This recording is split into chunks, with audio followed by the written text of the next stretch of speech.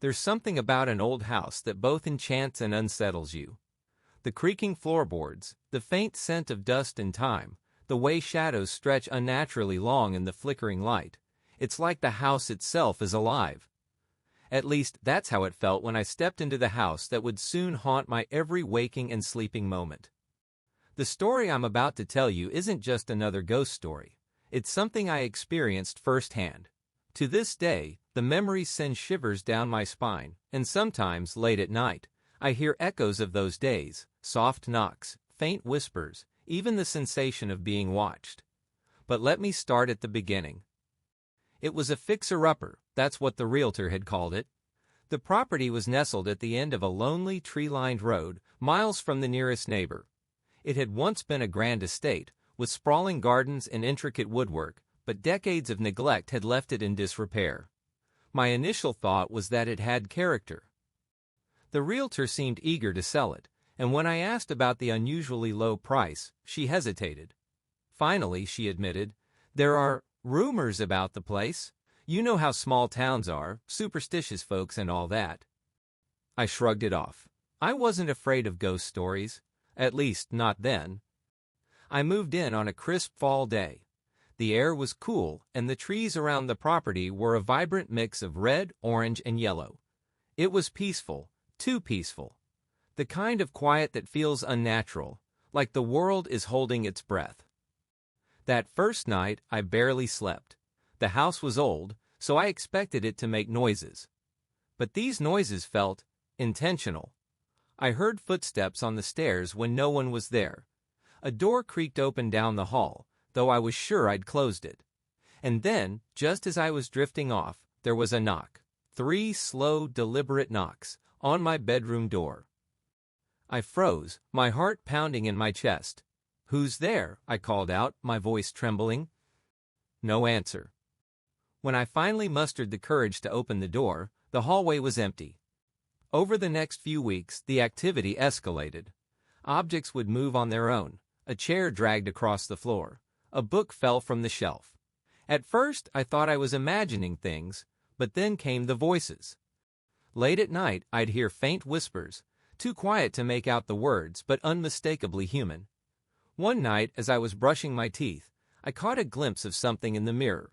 A figure, tall, shadowy, with hollow eyes that seemed to bore into my soul, stood behind me. I spun around, but there was nothing there. Sleep became a luxury. Every night the house came alive with sounds and sensations. I felt cold spots that chilled me to the bone. I heard faint crying, a woman's voice sobbing somewhere deep within the house. One day, while cleaning, I stumbled upon a hidden door in the kitchen. It was small, almost invisible, tucked behind a cabinet. The hinges were rusted, but with some effort, I managed to pry it open.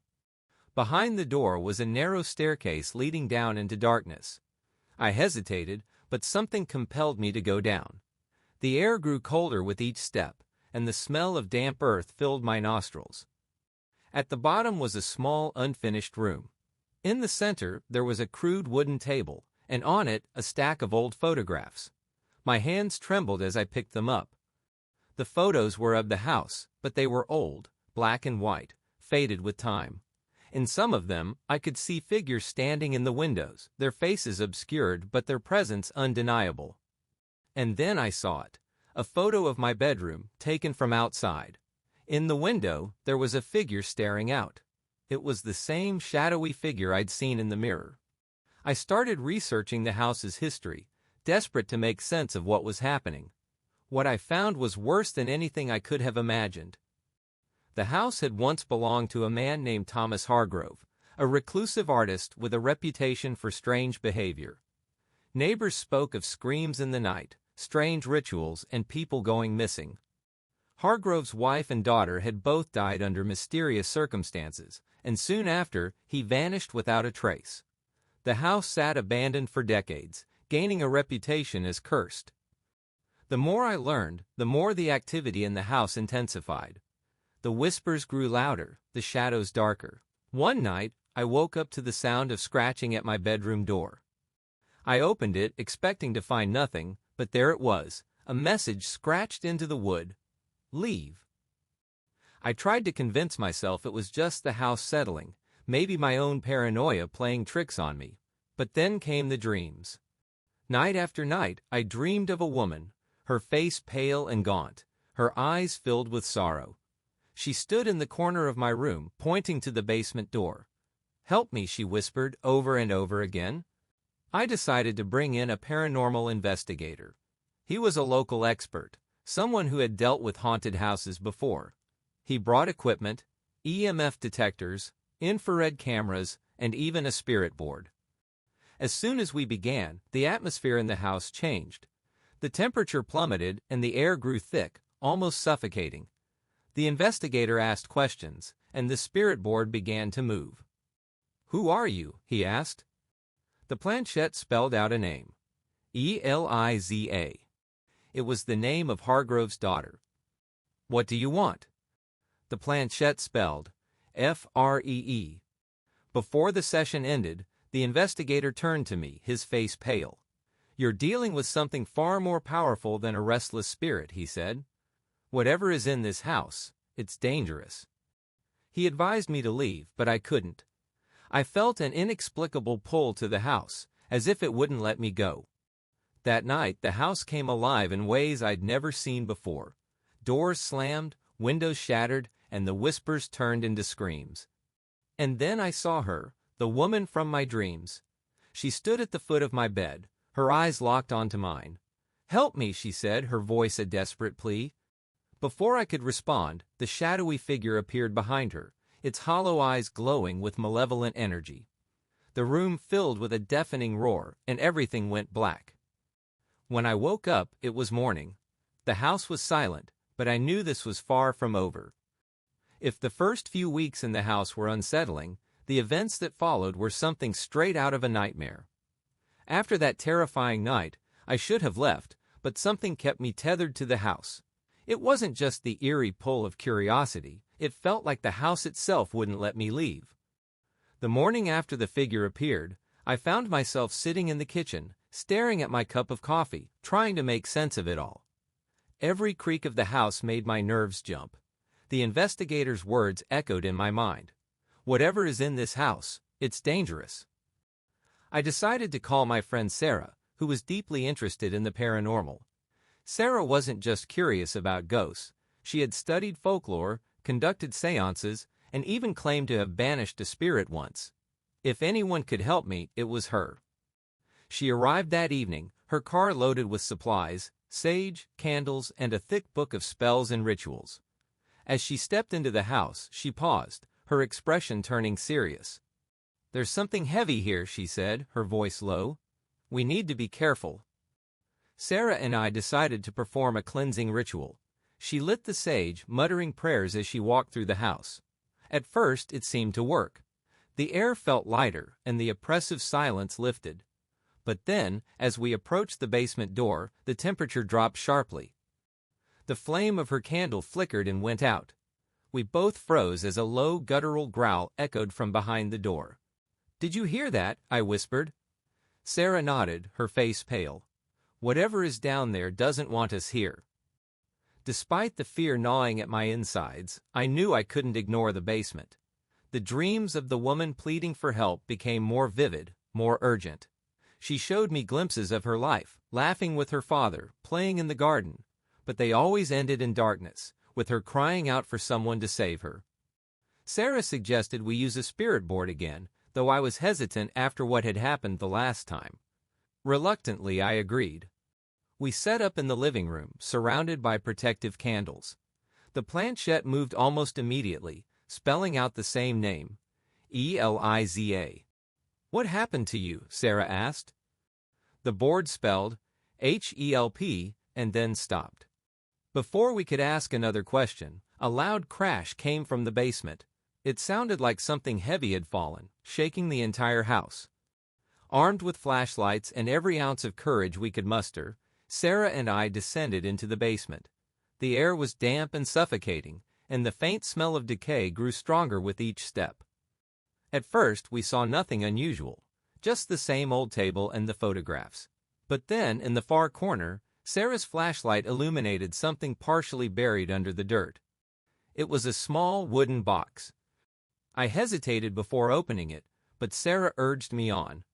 Inside were personal belongings, a child's locket, a stuffed animal, and a bundle of old letters tied with a faded ribbon.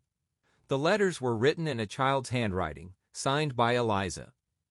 But it was the last letter that made my blood run cold. It wasn't addressed to anyone, just a scrawled message. "He's coming for me. Please, don't let him take me." As soon as I read the letter, a loud bang reverberated through the basement. The light bulbs overhead flickered and then shattered, plunging us into darkness. Sarah screamed, and I felt an icy hand grip my arm. We scrambled back upstairs, slamming the basement door shut behind us. But the house wasn't done with us. The whispers began again, louder and angrier.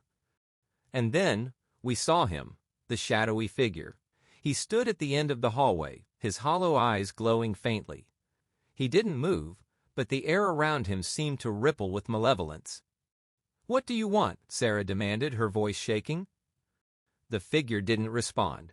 Instead, the whispers coalesced into a single word, spoken in a voice that sounded like it came from everywhere and nowhere at once. "Leave." After that night, Sarah insisted I leave the house. "This isn't just a haunting," she said. "It's something darker, something evil."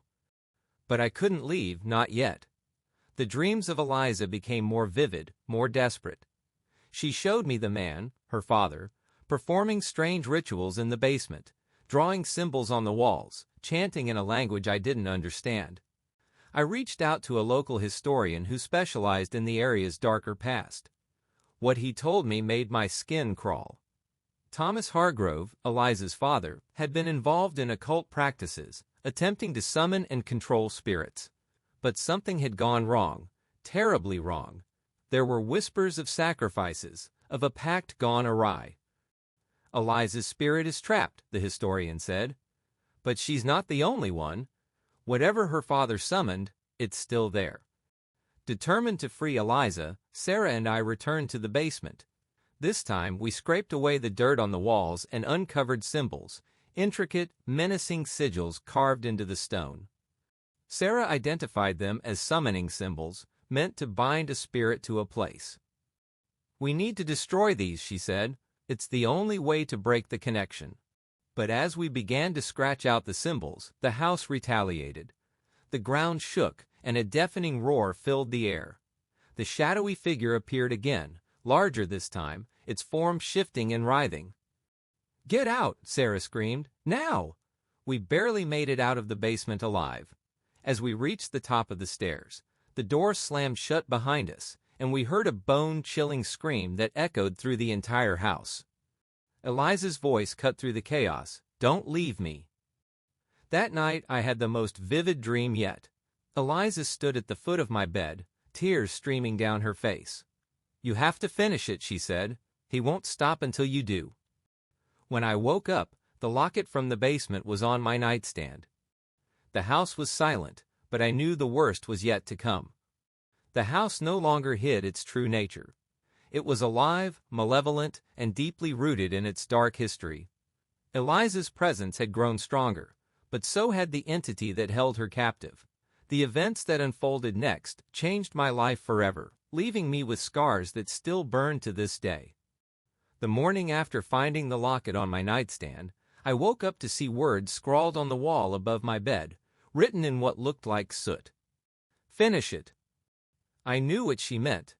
Destroying the sigils had disturbed the balance, but it wasn't enough to free her. Something deeper bound her and the malevolent force to the house. Sarah called me that afternoon. "I've been doing research," she said, her voice tight with urgency. "There's a ritual we can perform to banish whatever's in that house and help Eliza move on. But it's risky."